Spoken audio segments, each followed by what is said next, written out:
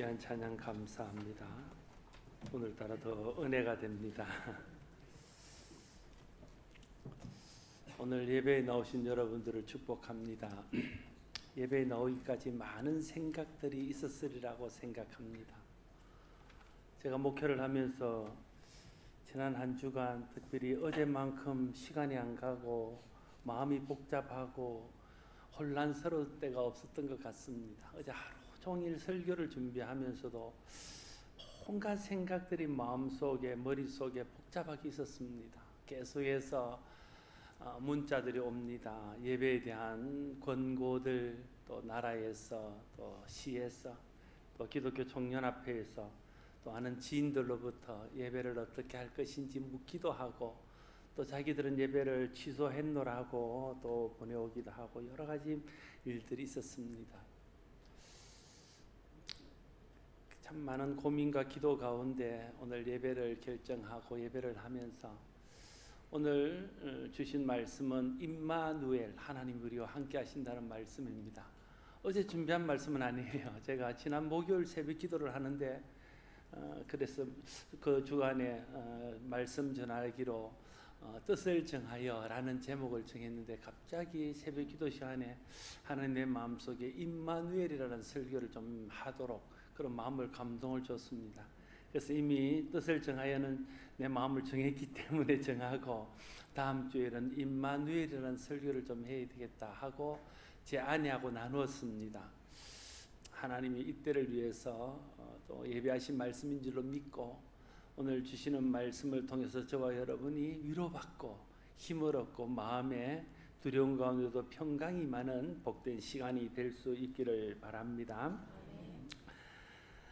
오늘 본문은 이스라엘이 남북으로 분열된 후에 북이스라엘이 아람이라는 강대국과 연합을 하고 남유대를 침공했을 때의 그런 상황을 보여주고 있습니다.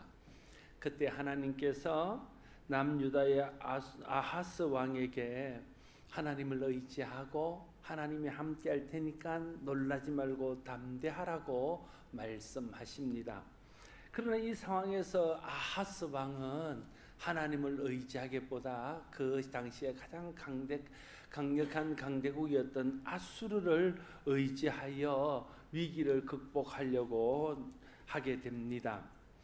이사야 선지자는 아하스에게 하나님께 구하고 하나님께서 함께 하시든 안 하는지 시험해보라고까지 그에게 조언을 하지만 아하스는 나는 구하지 아니하겠나이다, 나는 여호와를 시험하지 않겠나이다 말하면서 그가 하나님을 의지하지 않고 아수르를 의지할 확고한 뜻을 말하게 됩니다.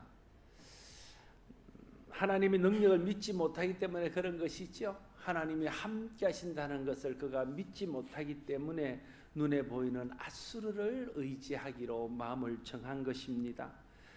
그럼에도 불구하고 하나님께서는 이사야 선지자를 통해서 하나님이 그들과 함께 하신다는 약속을 하게 됩니다. 너희가 나를 믿지 못할지라도, 너희가 내가 함께 한다는 것을 믿지 못할지라도 그래도 그 순간에도 나는 너희들과 함께 한다, 그걸 말씀하시고 그것을 그들에게 깨닫게 하기 위해서 주신 약속이 바로 임마누엘의 약속이었습니다. 주께서 친히 징조를 너희에게 주실 것이라. 보라, 처녀가 잉태하여 아들을 낳을 것이요 그의 이름을 임마누엘이라 하리라 말하고 있습니다. 하나님을 믿지 못하고 있지만, 하나님이 함께 하신다는 것을 그들이 받아들이지 못하고 있지만 그 순간에도 하나님은 그들을 버리지 않고 그래도 내가 너희와 함께 있다, 그걸 약속하고 말씀하고 있습니다. 그것이 은혜입니다. 그것이 하나님의 사랑입니다. 하나님이 왜 우리를 택했을까요? 하나님이 왜 우리와 함께 하시며 세상 끝날까지 우리를 붙들어 주실까요? 우리가 의로워서일까요?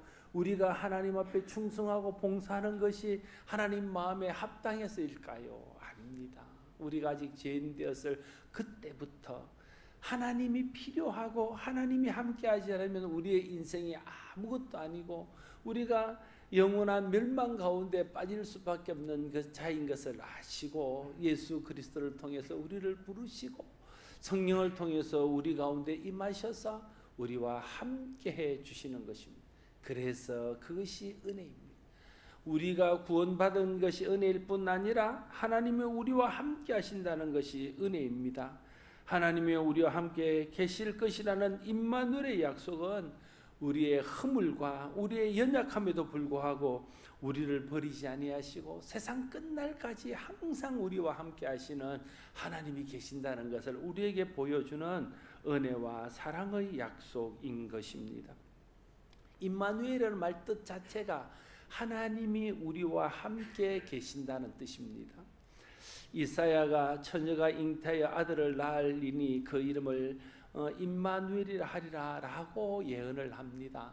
이 말씀에 대해서 마태복음 1장 23절에서 마태는 보라 처녀가 잉태하여 아들을 낳을 것이요 그의 이름을 임마누엘이라 하리라 하셨으니 이건 오늘 본문의 말씀이죠. 이를 번역한즉 하나님이 우리와 함께 계시다 함이라 말하면서 그 하나님의 약속이 예수 그리스도가 이 땅에 오심으로 성취되었다는 사실을 선포하고 있습니다. 그래서 임마누엘이라는 말 속에는 성육신이라는 말이 함께 포함되어져 있습니다. 이 성육신이라는 말은 육신이 이루어졌다는 뜻입니다. 하나님이 눈에 보이지 않던 하나님이 육신의 몸으로 이 땅에 오셨다는 뜻입니다. 그분이 바로 예수 그리스도이십니다. 왜 하나님께서 육신을 입고 이 땅에 오셨을까요? 우리의 구원을 위해서이죠. 그러나 또 오늘 본문의 말씀과 연결해서 넓게 말하면 눈에 보이지 않아서 믿지 못하겠다고 아우성치는 사람들에게 눈에 보이지 않기 때문에 믿지 못하는 연약한 우리에게 하나님께서 믿을 만한 확실한 증거로 예수 그리스도를 보여주심으로 하나님이 우리와 함께 하시고 하나님이 우리를 떠나지 않으시고 버리지 않으신다는 것을 우리에게 알게 하고 믿게 하기 위해서 이 땅에 예수 그리스도를 육신으로 보내주셨다 이렇게 말할 수 있습니다. 눈에 보이지 않으시는 하나님이 우리와 함께 계심을 믿지 않는 사람들에게 하나님이 우리와 함께 계신다는 것을 알게 하기 위해서 하나님께서 모든 사람이 볼 수 있는 육신의 모습으로 이 땅에 오신 것입니다. 예수 그리스도가 바로 그렇게 오신 임마누엘의 하나님이십니다. 그래서 예수 그리스도가 이 땅에 오시면 하나님이 우리와 함께 하신다는 것을 보여주는 가장 확실한 증거입니다. 성령으로 잉태되어 동정년 말에 태어나신 예수 그리스도는 하나님이 우리와 함께 하신다는 임마누엘의 은혜를 가져다 주신 분이십니다. 하나님이 함께 하신다는 것을 여러분은 어떻게 느끼십니까? 여러분은 언제 하나님이 내 인생 가운데 함께 하시는구나, 하나님이 내 삶 가운데 함께 하시는구나 하는 것을 깨닫고 느낍니까? 어떤 사람은 병이 낫고 건강해질 때 하나님이 나와 함께 하신다는 것을 느끼기도 합니다. 자기가 원하는 일들이 이루어지고 물질적으로 또 내가 원하는 일들이 풍성해지고 성공할 때 그때 하나님이 함께 하신다는 것을 느끼는 사람도 있습니다. 원하는 일들이 형통하게 될 때 하나님이 함께 하신다는 것을 느끼는 사람도 있습니다. 물론 그런 경우에도 하나님이 나와 함께 하신다는 것을 느낄 수 있겠지요. 하나님이 함께 하시는 표로 우리가 그 사인으로 깨달을 수 있겠지요. 그러나 그것이 진짜 하나님이 우리와 함께 하시는 결정적인 증거고 결정적인 표라고는 말할 수 없다는 거예요. 여러분 생각해 보십시오. 우리의 신앙적인 최종적인 목표가 천국 가는 것이고 천국이 가장 좋은 것이라면 일찍 천국 간 사람은 하나님이 함께 하지 않아서 저주받은 사람입니까? 오래 살아서 100세 이상까지 살다가 천국 가는 사람은 그러면 하나님께서 함께 하셔서 축복을 받은 것입니까? 그것만으로는 하나님이 함께 하셨다, 함께 하지 않았다 이걸 판단할 수 있는 기준이 못 된다 하는 것입니다. 돈을 사랑하는 것이 일만학의 뿌리라고 성경이 말하는데 하는 일들이 다 잘되고 하는 일들마다 다 형통해서 부유롭게 되는 것만이 진짜 하나님이 우리와 함께 하신다는 증거이냐는 거예요. 내가 정말 가난하고 내가 하는 일들이 잘 안 되고 손해를 보고 실패를 했다면 그것이 하나님이 함께 하지 않는다는 증거입니까? 그것으로 하나님이 함께 하신다, 함께 하지 않는다는 증거로 삼는 것은 성경적이지 못하다 하는 것입니다.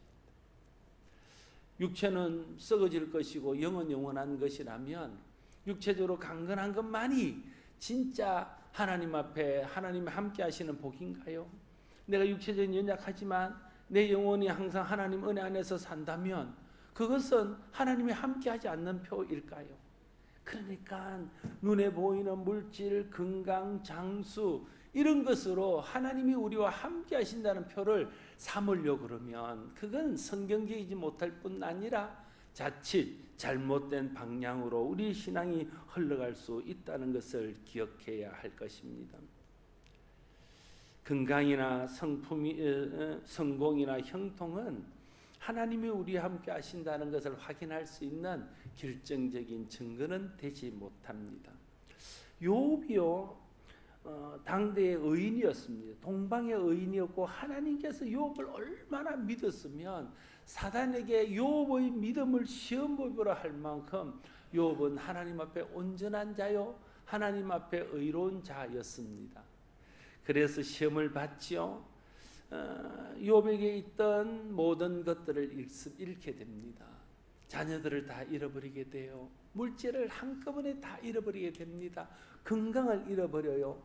그동안 사람들이 그에게 가진 존경, 그가 하나님과 함께하는 사람이라는 것 때문에 받았던 존경도 다 잃어버리고 사람들이 그를 죄인 취급하고 겉으로는 경건한 척했지만 속에는 죄가 있어서 하나님으로부터 벌을 받은 사람 취급을 받게 되어집니다. 얼마나 욥의 마음이 답답하고 얼마나 욥의 마음이 괴로웠겠습니까?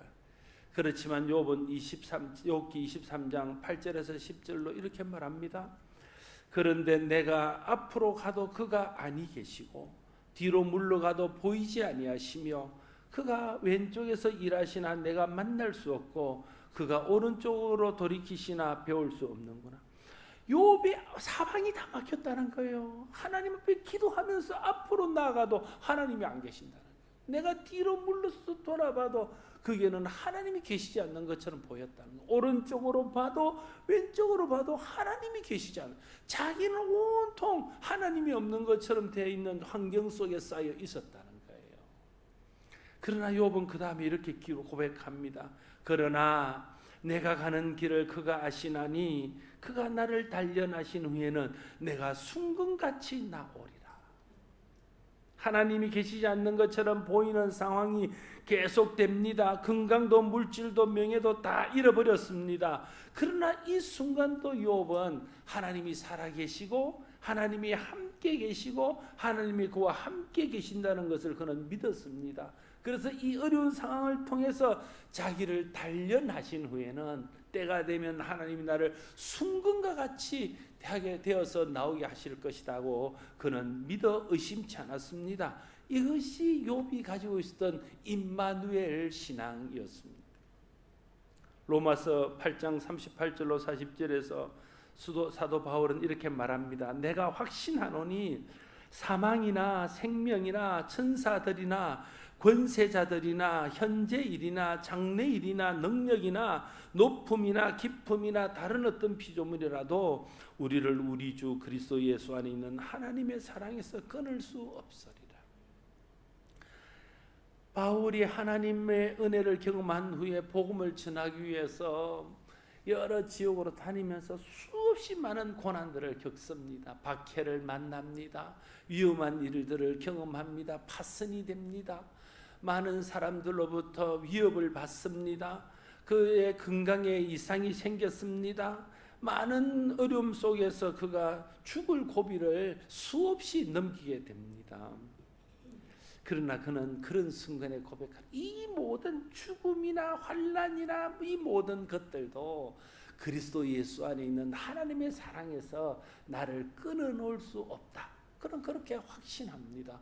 그런 어려운 순간도 하나님의 사랑이 자기를 붙들고 계시고 하나님의 은혜가 자신을 붙들고 계셨고 하나님이 함께 계신다는 것을 그는 확신했기 때문에 그 어려움들을 다 이겨내고 하나님께 영광을 돌리고 땅의 끝까지 복음을 전하여 하나님의 나라를 세우는 일에 쓰임받는 사람이 될 수 있었습니다. 바울의 마음속에도 어떤 경우에도 어떤 상황 가운데도 하나님이 함께 하신다는 임마누엘 신앙이 분명했기 때문에 그는 승리할 수 있었다 하는 것입니다. 가난하든지 연약하든지 어떤 상황 가운데 있을지라도 하나님이 함께 계신다는 것을 믿고 모든 상황 속에서도 우리와 함께 하시는 하나님의 은혜를 의지하고 그 하나님의 은혜를 누리는 사람이 임마누엘 신앙으로 사는 사람입니다. 아무리 부유하고 많은 것들을 가지고 있고 성공하고 장수한다 할지라도 하나님이 함께 하신다는 은혜를 경험하지 못하고 하나님이 함께 하시는 그 사랑을 누리지 못하고 산다면 그 사람은 임마누엘 신앙 가운데 사는 사람은 아닙니다. 여러분, 하나님이 복이라면, 예수 믿는 것이 복이라면 하나님이 떠난 것은 복이 아닙니다. 믿음 없는 것은 복이 아닙니다. 그래서 하나님이 함께 하셨는 어떤 것은 겉으로 보일 때는 복처럼 보이고 겉으로 보일 때는 형통한 것처럼 보일지라도 그것은 형통이 아니요, 그것은 복이 아니요, 하나님이 주시는 은혜가 아님을 우리가 기억해야 됩니다. 임마누엘은 내가 너와 영원히 함께한다, 그러니 나 믿고 나 의지하고 살라는 하나님의 약속입니다. 어렵지만 내가 안다, 힘들지만 네 곁에 내가 있다, 그러니 나 의지하고 살아라.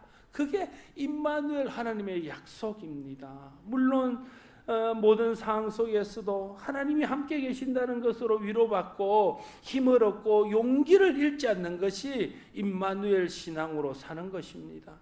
지금은 다 이해가 되지 않지만, 지금은 다 이런 것처럼 보여지지만, 지금은 내 상황은 하나님이 안 계신 것처럼 보이지만 나를 단련하신 후에는 내가 정금같이 순금같이 나오게 될 것이라는 것을 믿고 하나님을 바라고 사는 것이 임마누엘 신앙으로 사는 것입니다. 온갖 어려움과 시련이 나를 괴롭히지만 그 어떤 것도 그리스도 안에 있는 하나님의 사랑으로부터 나를 떼낼 수 없다는 것을 믿고 그 하나님의 사랑을 바라고 살아서 결국은 승리하는 사람이 임마누엘 신앙으로 사는 사람입니다. 아수르 군대가 예루살렘을 침공했습니다. 사람들이 두려워합니다. 불안해합니다. 여러분, 지금 우리가 겪는 불안은 그에 비하면 비교할 바가 못 됩니다. 그 아수르 군대가 예루살렘을 포위하고 곧 예루살렘을 점령하면 모든 사람이 다 죽습니다. 그런 위기 상황 가운데 백성들이 두려워합니다. 그때에 하나님의 뜻을 깨달은 히스기야 왕이 이렇게 말합니다. 역대하 32장 7절로 8절. 너희는 마음을 강하게 하며 담대히 하고 아수르 왕과 그를 따르는 온 무리로 말미암아 두려워하지 말며 놀라지 말라. 우리와 함께 하시는 이가 그와 함께하는 자보다 크니 그와 함께하는 자는 육신의 팔이요 우리와 함께 하시는 이는 우리 하나님 여호와시라. 반드시 우리를 도우시고 우리를 대신하여 싸우시리라 하며 백성이 유다 왕 히스기야의 말로 말미암아 안심하니라. 이렇게 말하고 있습니다. 겉으로 보는 상황은 안심할 상황이 아닙니다. 두려움 속에서 떨고 공포 속에서 몸부림칠 수밖에 없는 상황입니다. 그러나 히스기야는 하나님이 주시는 마음으로 말합니다. 그들과 함께 하는 것보다 우리와 함께 하신 여호와가 크시고 그들을 돕는 것보다 우리를 도우시는 하나님이 강하시다. 그걸 백성들에게 말하자 백성들은 그 말을 듣고 모든 사람들이 안심했다. 이렇게 기록하고 있습니다. 임마누엘 하나님을 만나고 하나님이 어떤 상황 가운데도 우리와 함께 하신다는 것을 깨닫게 될 때에 우리도 모든 불안을 벗어내고 모든 두려움에서 벗어나서 안심하게 될 줄로 믿습니다. 그런 임마누엘 하나님의 은혜와 저와 여러분 가운데 임하기를 바라고 그런 임마누엘 은혜를 누리는 우리를 통해서 지금 불안 속에 두려움 속에 사는 사람들이 위로를 받고 격려를 받고 평안을 누릴 수 있도록 돕는 우리가 될 수 있기를. 이게 교회가 해야 될 일이고 이것이 믿음으로 사는 우리가 해야 될 일이지 않겠습니까? 같이 두려워하고 같이 불안해하면서 아무 일도 못한다면 임마누엘 하나님을 믿는 우리의 믿음은 어디에 있는 것일까요?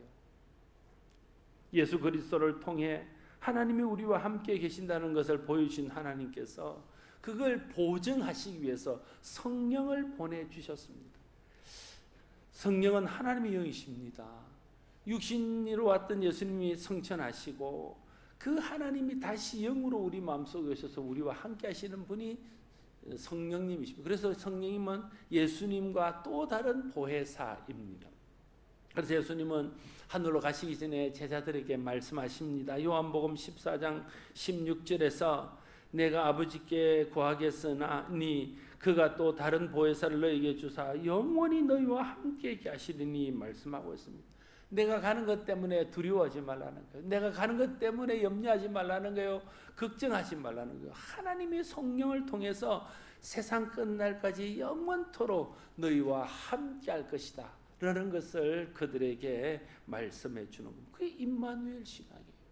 그래서 성령 받고 난 후에 제자들은 하나님이 함께 하신다는 것을 경험하고 하나님이 함께 하신다는 것을 믿고 난 후에 그는 담대하게 복음을 전하며 주님을 위해서 사는 사람이 되었고 어떤 어려움 속에서도 흔들리지 않고 주를 바라며 사는 사람이 되었습니다. 그래서 바울은 감옥 속에 갇히는 그 어려움 속에서도 찬송할 수 있었고 기뻐할 수 있었습니다. 그게 마음속에 임마누엘 신앙이 있었기 때문에 가능한 일이었습니다. 여러분, 하나님이 함께 계시는 것이 형통입니다. 그래서 세상 끝날까지 항상 함께 계시는 예수를 믿는 사람이 진정으로 형통한 사람입니다. 우리를 영원히 떠나지 않고 함께 계시는 성령을 마음에 모시고 사는 사람이 진정으로 형통한 사람입니다. 여러분, 형통이란 어려움이 없는 게 아니에요. 형통이란 꽃길만 걷는 것이 아닙니다. 모든 상황 속에서도 하나님이 함께 계시는 것을 누리며 사는 것이 진짜 형통입니다. 하나님이 함께 계시며 위로해 주시고 격려해 주시고 힘 주시고 능력 주시고 감당하게 하시고 견디게 하시고 그리고 마침내 이기게 하시는 것을 누리는 사람이 진짜 형통함을 누리며 사는 사람입니다. 하나님이 우리와 함께 계시는 것이 진정한 형통임을 믿게 되기를 바랍니다. 아무리 물질적으로 풍요롭고 건강하고 하는 일이 잘 되어도 하나님이 함께 하시지 않는 것은 성경이 말하는 형통일 수가 없습니다. 형통처럼 보이나 실제적으로는 하나님으로부터 멀어지게 하고 하나님이 함께 하지 않으면 그것은 결국 멸망하는 형통처럼 보이는 저주일 수밖에 없다 하는 게. 사람이 얼마나 연약한지 오늘 장로님도 기도하셨지만 아니 구미에 확진자 한 명이 딱 나오는 순간에 우리 구미 인구가 40만이 넘습니다. 그 중에 한 명이 딱 나오는 순간에 모든 구미 사람들이 두려움과 공포 속에 있습니다. 왜 그럴까요? 이 전염병이기 때문에 언제 어디서 누구에게서 내게 올지도 모른다는 불안감 때문에 그러는 것 아닙니까? 물론 우리가 준비하고 예비해야 됩니다. 그러나 우리가 이런 순간에도 생각해야 되지요. 하나님이 지키지 않으면 우리가 아무리 조심해도 그 조심은 허사가 될 수 있습니다. 하나님이 함께 하실 때에 하나님이 도우실 때에 우리가 이 어려움들을 이겨내고 두려움들을 극복하고 어떤 상황 가운데서도 하나님의 은혜와 사랑을 누릴 수 있게 될 줄로 믿습니다. 다윗은 고백합니다. 시편 23편 4절 내가 사망의 음침한 골짜기로 다닐지라도 해를 두려워하지 않을 것은 주께서 나와 함께 하심이라 주의 지팡이와 막대기가 나를 안위하시나이다 말하고 있습니다. 다윗만큼 고난을 많이 겪은 사람도 많지 않습니다. 그런 다윗이 고백하는 거죠. 내가 고난 가운데 있어 보니까 어려운 가운데 있어 보니까 위기 가운데 있어 보니까 위험 가운데 있어 보니까 여호와께서 사망의 음침한 골짜기로 다닐 때에도 나와 함께 하시는 것 때문에 내가 그 모든 어려움들을 이겨내고 그 모든 어려움 속에서 승리할 수 있었다. 그걸 그는 고백하고 있는 것입니다. 다윗이 많은 고난을 겪으며 온전히 하나님을 바라고 찬양하며 믿음으로 살 수 있었던 것은 모든 상황 가운데서도 음침한 사망의 골짜기로 다니는 그 순간에도 하나님이 나와 함께 하심이라는 것을 믿는 믿음 때문에 임마누엘의 믿음 때문에 그렇게 살 수 있었다 하는 것입니다. 천국의 가장 큰 특징은 무엇일까요? 황금 길이 있고 황금으로 된 집이 있고 물론 이런 것들도 우리가 바라는 것일 수 있겠지요. 그러나 천국이 천국인 것은 그곳에 하나님이 함께 계시기 때문에 천국. 그래서 요한계시록 21장 3절 말씀에 보면 내가 들으니 보좌에서 큰 음성이 나서 이르되 보라 하나님의 장막이 사람들과 함께 있음에 하나님이 그들과 함께 계시리니 그들은 하나님의 백성이 되고 하나님은 친히 그들과 함께 계셔서 이렇게 말하고 천국의 가장 큰 특징은 하나님이 그들과 함께 계셔서 그들이 하나님이 되어주시고 그곳에 온 사람들이 다 하나님의 백성이 되어서 하나님을 섬기며 하나님 베푸시는 은혜를 온전히 누리며 사는 곳이 천국이라. 이 땅에서 무엇이 천국입니까? 어떻게 천국을 누리며 살 수 있습니까? 하나님이 함께 계심으로 모든 상황 가운데서 하나님 주신 위로와 평강을 누리고 살 때에 그는 어떤 상황 가운데서도 천국을 누릴 수 있습니다.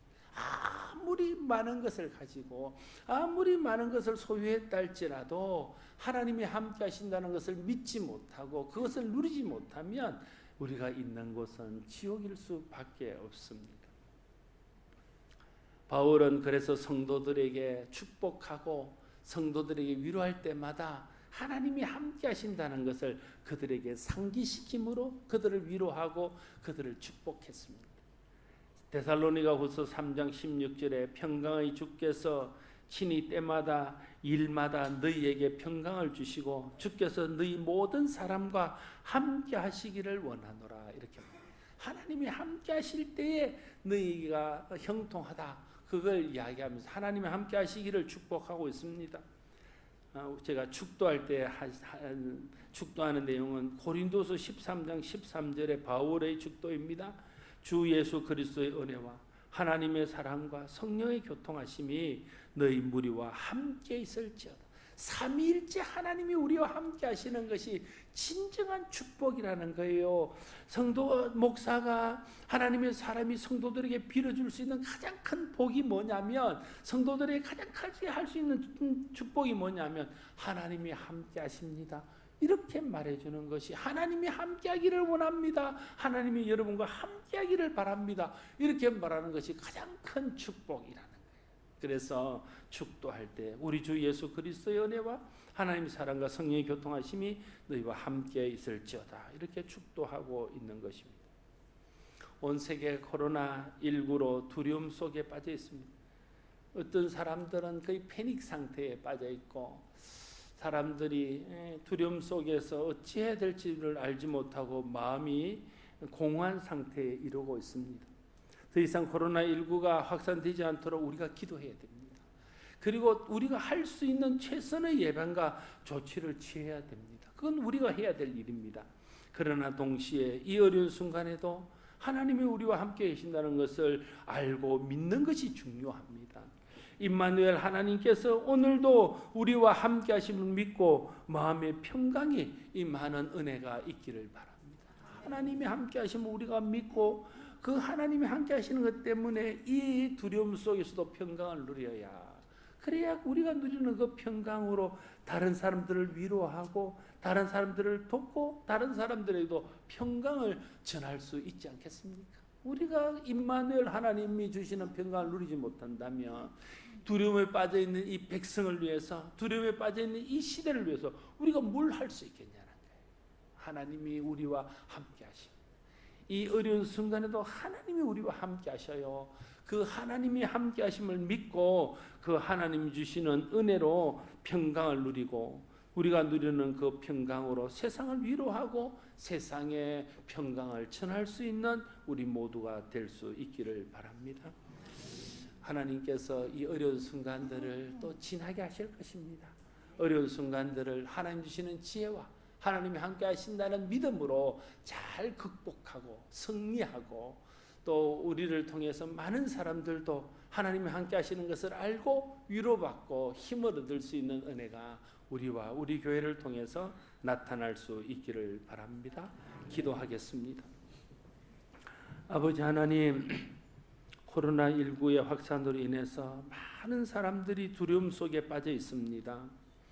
하나님, 더 이상 이 코로나19 확산되어서 더 많은 사람들이 고통 가운데 빠지지 않도록 하나님 지켜주시고 하나님 도와주시기를 원하고 기도합니다. 이를 위해서 우리가 기도하게 하시고 교회가 믿는 자들이 이 순간도 하나님 우리와 함께 하심을 믿고 임마누엘 하나님을 인해서 평강을 누리고 우리가 누리는 평강으로 불안 가운데 떠는 사람들을 위로하고 격려하고 세워줄 수 있는 우리 모두가 되게 하여 주시옵소서. 주님이 우리와 함께 하심을 믿고 감사드리며 예수님 이름으로 기도드리옵나이다. 아멘.